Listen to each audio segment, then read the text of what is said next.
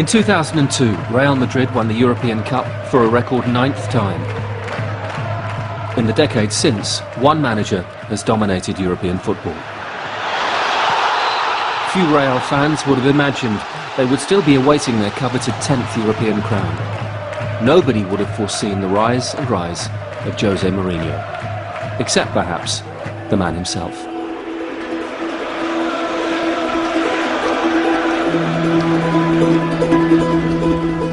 Please don't call me arrogant. Bloody hell.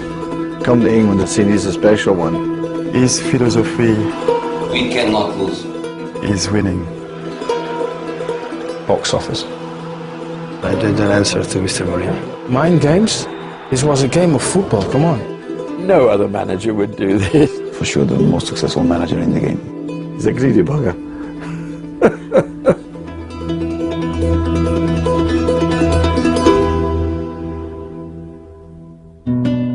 Let's go. Good to see you. How are you? Very good. Difficult questions, easy questions. 1, 2, 3, 4, 5. This is the 10th season since you arrived in European football. Much has changed in your life since then. Have you changed? You know, I have more titles. I have more money. I have even more desire to win than I had before. That's my nature. I want to do things well. I want to show my people that in life you have to have ambitions till the end of it. So I try to learn every day. I try to be better every day, and I have exactly the same or more ambition than I had before.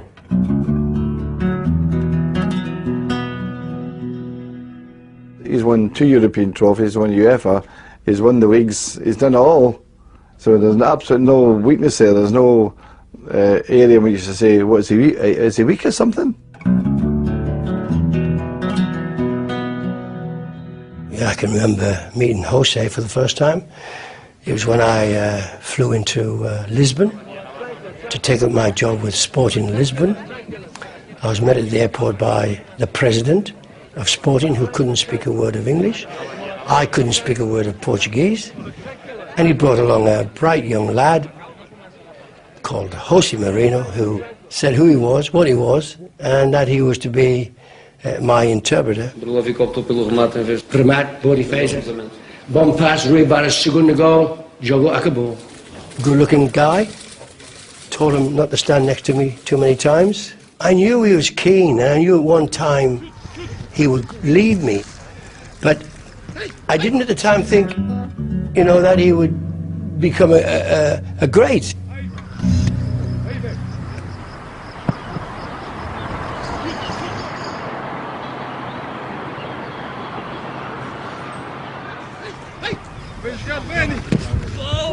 Porto was a team of kids where the coach was also a kid. 75% of the players were Portuguese, and the coach was somebody that nobody knows in Europe. It changed the way that Porto behaved and Portuguese football behaves, because it was something completely different to what was installed before. And I think Portuguese football, you know, has a tremendous depth towards what he left over there. When I arrived, I told him the first day that we are going to be champions. I could feel that with our quality, we could dominate. I have to say that at this moment, if I am sitting here, it was because you know, Jose changed the legacy of Portuguese football. In 2 seasons, Mourinho turned Porto into not simply the best club in Portugal, but Europe's dominant force. Their methods did not amuse everybody. Well, it's just a diving to do, I mean, they do. In 2004, management's most precocious talent faced the most formidable opponent.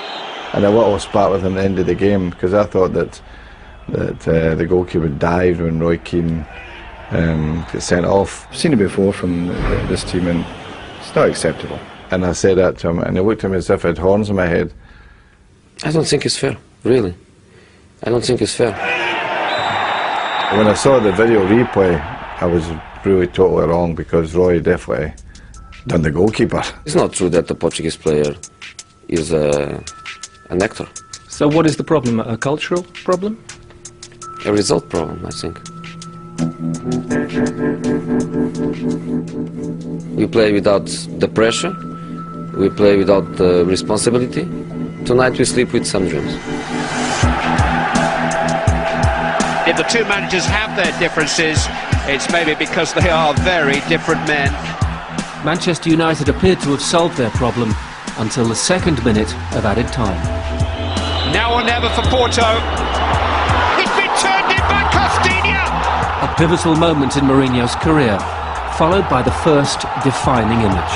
Jose Mourinho may well have the last word. When they came to Old Trafford and knocked us out in the celebration, it's an impact on your team. You know, you saw the celebration, they all rushed to that corner flag that night. The players are heroes. They were not afraid of this wonderful atmosphere. And I think we deserve it. I congratulated them after the game, and since then we've gone very well. And Sir Alex Ferguson? He only told me congratulations, and for me is enough. 3 months later, Porto would win the most one-sided Champions League final of the decade. He will come to England as the manager of the European champions. Roman Abramovich had seen something he rather liked. It's the time for people to stop to speak about my past and to start speaking about my recent past, because I did what almost nobody did it.